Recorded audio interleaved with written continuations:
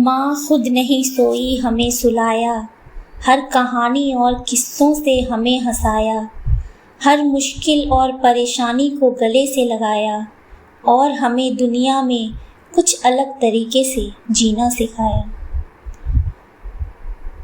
एक बार एक बूढ़ी माँ को उसके बेटे ने एक वृद्ध आश्रम में ले जाकर छोड़ा। इस माँ का ये वही इकलौता बेटा था जिसके लिए इस माँ ने जीवन भर संघर्ष किया।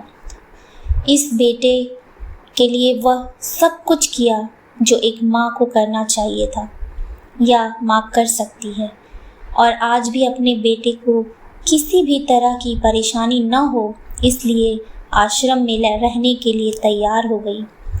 वृद्ध आश्रम में रह रही माँ हमेशा अपने बेटे को याद करती, मगर बेटा केवल साल में एक बार उसको मिलने जाता या फिर फ़ोन पर बात कर लेता। कई साल बीत गए। वृद्धाश्रम से बेटे को एक दिन फ़ोन आया।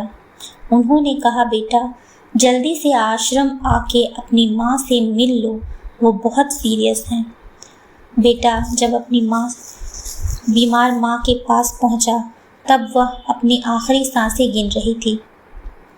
बेटे ने अपनी माँ से उसकी आखिरी इच्छा पूछते हुए कहा, माँ मैं तुम्हारे लिए क्या कर सकता हूँ बताओ।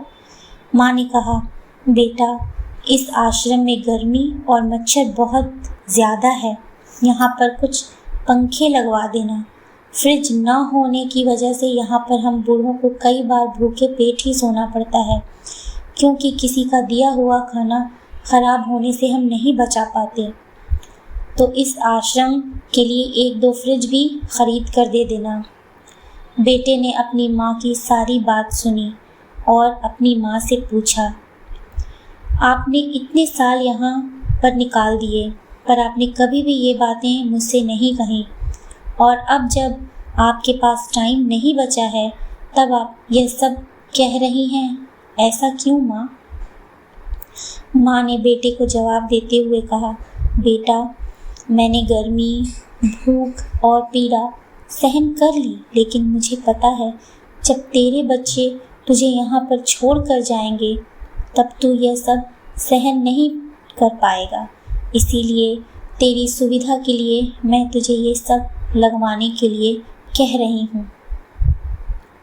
खुद से पहले मुझे खाना खिलाती थी वो माँ थी, मेरे कुछ न कहने पर भी सब समझती थी वो माँ थी।